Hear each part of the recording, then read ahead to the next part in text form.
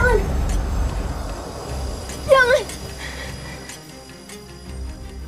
Buat apa mengeluh ke akademik sekarang? Pasti sama-sama mau. Dia menyeret saya ke kasur. Memukul saya. Dia memperkosa saya. Kasus kekerasan seksual bermunculan seolah tidak berjeda, membawa kisah pilu nan menyesakkan dada.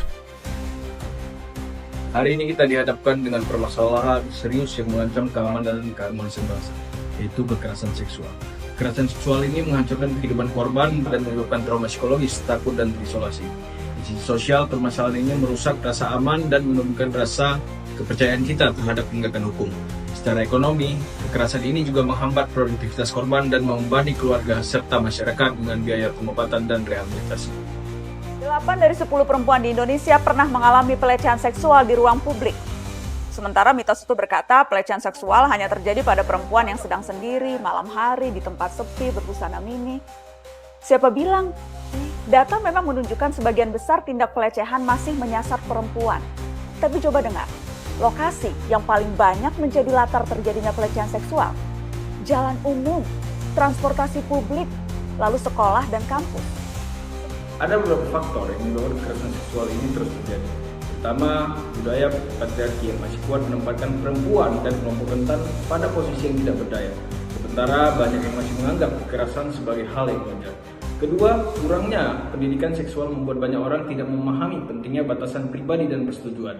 Dan yang ketiga, penegakan hukum yang belum memadai seringkali tidak berpihak pada korban. Sementara sanksi yang ringan membuat pelaku merasa tidak takut akan konsekuensinya.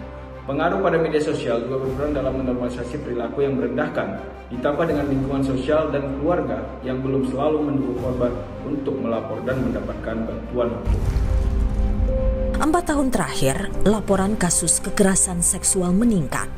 Mayoritas pelakunya orang dekat. Bapak ini, itu kan om aku, datang ke dapur buat lecehin aku. Usai bersuara, Bunga dapat tekanan dari dalam keluarga untuk berdamai.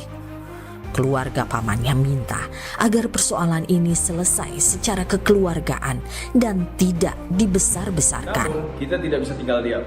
Untuk mengatasi masalah ini, kita perlu solusi. Pertama-tama, kita perlu pendidikan seksual yang komprehensif di sekolah dan keluarga, agar masyarakat memahami dan menghormati batasan-batasan hak pribadi. Dan yang kedua, penegakan hukum harus diperkuat dengan sanksi tegas dan proses yang lebih berpihak pada korban, sehingga mereka tidak takut untuk melapor pada pelaku dan pelaku mendapatkan efek jera. Dalam pasal 4 ayat 1, jenis tindak pidana kekerasan seksual terdiri dari pelecehan seksual non-fisik, pelecehan seksual fisik, pemaksaan kontrasepsi, pemaksaan sterilisasi, pemaksaan perkawinan, penyiksaan seksual, eksploitasi seksual, perbudakan seksual, dan kekerasan seksual berbasis elektronik. Dan yang ketiga, kita perlu menciptakan lingkungan yang aman dan mendukung, di mana korban bisa pulih tanpa stigma atau diskriminasi. Edukasi digital juga penting untuk mendorong penggunaan media sosial yang sehat dan bijak. Kekerasan seksual dapat terjadi pada siapa saja. Bila kekerasan seksual terjadi pada dirimu atau orang lain di sekitarmu, ini yang harus kamu lakukan. Meminta bantuan kepada orang yang kamu percaya. Melaporkan kepada pihak berwajib dengan didampingi orang atau perwakilan dari lembaga terpercaya.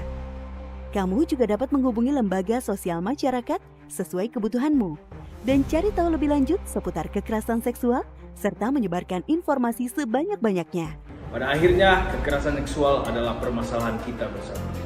Dan setiap kita memiliki peran dalam mencegah serta mengatasinya. Mari kita wujudkan Indonesia yang aman dan bermartabat dengan mengambil langkah nyata dari lingkungan terdekat kita. Mari bersama Adiaksa kita terus bergerak dan berkarya di dalam pencegahan kekerasan seksual. Yes!